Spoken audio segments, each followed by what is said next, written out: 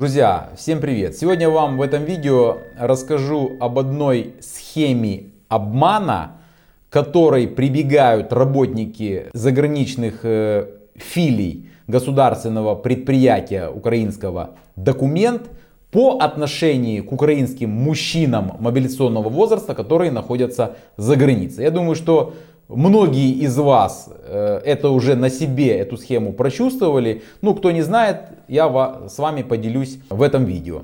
Друзья, перед тем, как начать, скажем так, доносить до вас эту информацию, хочу попросить вас, чтобы вы все-таки, те, кто смотрит меня постоянно и те, кому нравится мое творчество, ну, друзья, не обессудьте, пожалуйста, ну, подпишитесь на канал. Я поставил в этом году цель творческую достигнуть 100 тысяч подписчиков. Пожалуйста, помогите мне в этом. Опять же, обращаюсь к тем, кто меня постоянно смотрит, но еще не подписан на мой канал. Буду вам благодарен. Итак, если сейчас открыть украинские средства массовой информации в интернете, где-то посмотреть по телевизору, мы все с вами видим, да, и слышим, как там разные представители власти разных уровней, депутаты, чиновники украинские, все, везде кричат, публично заявляют, что Украина это демократическое государство, правовое государство, там везде соблюдается закон, и что немаловажно, кричат, что мы тут всем помогаем, там, и в том числе украинским беженцам, которые находятся за границей. Так, по крайней мере, они говорят, но так ли на самом деле это происходит? Было создано Министерство национального единства, там Чернышов министром назначен, да, и главной задачей этого министерства является возврат украинских беженцев обратно из стран Европейского Союза, вообще из-за границы, на территорию Украины. Но, я так понимаю, фокус внимания этого министерства сосредоточен на Германии, на Польше и на Чехии. Почему? Потому что в этих странах больше всего находится украинских беженцев. И вот там будут открыты хабы единства, называют, да, какие-то пункты, там будут они консультировать, значит, ну и как они говорят, что все будем делать для того, чтобы мы будем помогать украинцам, которые за границей находятся, будем им искать в Украине работу, значит, там будем гарантии предоставлять, брони и так далее. Все, вы это уже слышали, я вам об этом рассказывал. Но по факту происходит совсем другое.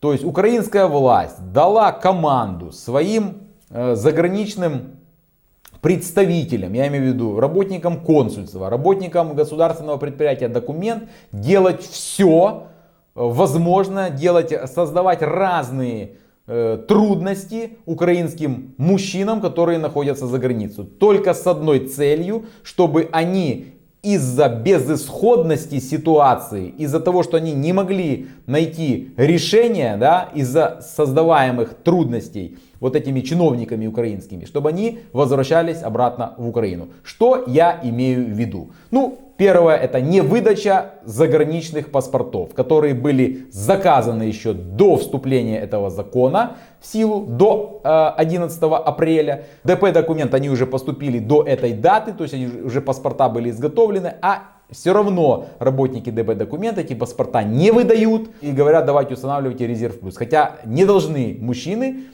которые заказали до 11 апреля 2024 года, устанавливать резерв плюс, потому что закон обратной силы не имеет. Но это никого не интересует. Все кричат, что у нас демократия, соблюдается закон, значит, но не требуют эти документы. Это однозначно незаконно. То есть делают все, чтобы человек остался без паспорта и чтобы человек вернулся в Украину. То есть таким образом вынуждают его вернуться в Украину. Но официально все это делается. Мы несем только добро, мы помогаем всем и так далее. Понимаете? И вот еще одна схема. Есть ситуации, когда человек приходит, мужчину, я имею в виду мобилизационного возраста, который находится за границей. Он приходит в ДП-документ и хочет оформить документы на получение нового заграничного паспорта. Работники его принимают. Просто я вам рассказываю, исходя из той информации, которую мне рассказывают люди. То есть я общаюсь, это я не просто придумал. Были ситуации жизненные такие. Значит. И у человека, например, бумажный паспорт украинский. Там, и не вклеена фотография. Там, 45 лет. Человек вообще не знает. Он дает этот паспорт работнику ДП-документ, тот просто говорит, а ну есть у вас паспорт? Да, есть, да, ну дайте мне его. Значит, он там делает ксерокопии, и паспорт этот человеку не возвращает. То есть у человека, то есть он забирает, говорит, что да, мы вам сделаем новый паспорт, ID-карточку, потому что ваш паспорт уже, скажем так, просрочен, потому что вы не вклеили фотографию в бумажный синий паспорт. Поэтому он подлежит изъятию. Понимаете?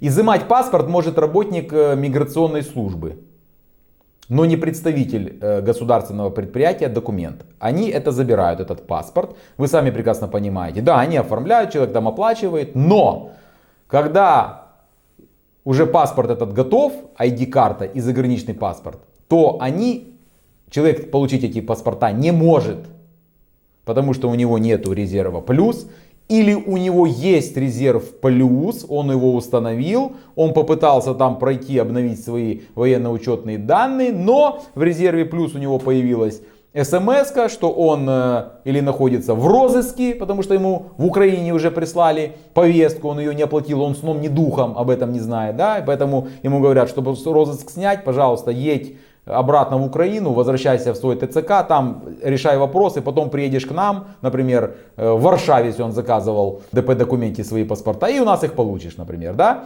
Или, например, у него появляется смс о том, что у него неполные там данные, он на учете не стоит, и ему для того, чтобы обновить эти данные, то есть тоже надо ехать обратно в свой ТЦК по месту своей прописки на территории Украины. То есть создают условия, и таким образом человек остается без паспортов.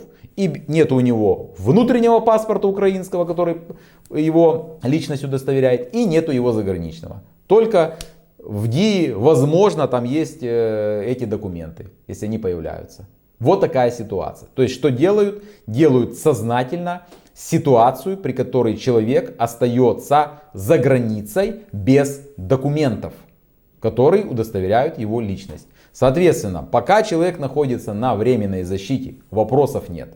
Да, если он ее получил, то он может, в принципе, миграционным властям иностранного государства, которое его взяло под защиту, объяснить эту ситуацию, что вот так, вот так, вот так и так далее. Понятно. Но, когда временная защита закончится, все.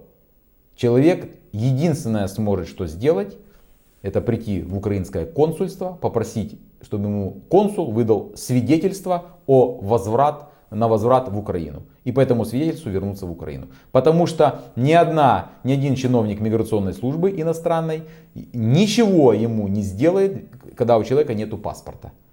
Ну, заграничного. В первую очередь. Понимаете ситуацию? И таких случаев тоже очень много. Поэтому, друзья, обратите на это внимание. То есть, если у вас в паспорт в украинский не вклеена фотография 45 лет или 25 лет, и вы пойдете с этим паспортом в ДП-документ, то у вас его 100% заберут. И не факт, что вы его потом получите обратно.